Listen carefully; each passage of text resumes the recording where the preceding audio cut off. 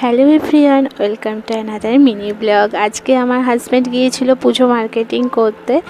তো আমার শ্বশুরমশাই শাশুড়ি মায়ের জন্য আর কি সব ড্রেস কিনে নিয়ে এসেছে। তো ওর পছন্দ আছে বটেই, দেখো বাবার জন্য ড্রেসটা নিয়ে এসেছে। খুব সুন্দর লাগছিল বাবাকে পরে।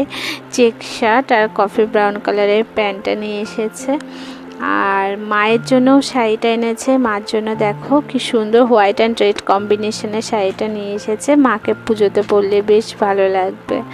আমারও খুব যাওয়ার ইচ্ছা ছিল, আমি মার্কেটিং করতে খুব ভালোবাসি, কিন্তু যেতে পারলাম না কারণ আমার মেয়ের এখন সামনেই এক্সাম।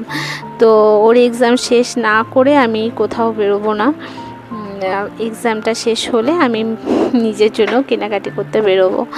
তো মায়ের জন্য শাড়িটা কেমন হয়েছে আর বাবার ড্রেসটা কেমন হয়েছে তোমরা জানিও প্লিজ। আমার তো খুব ভালো লেগেছে, মানে ভীষণ ভালো লেগেছে। বাবাকে পরেও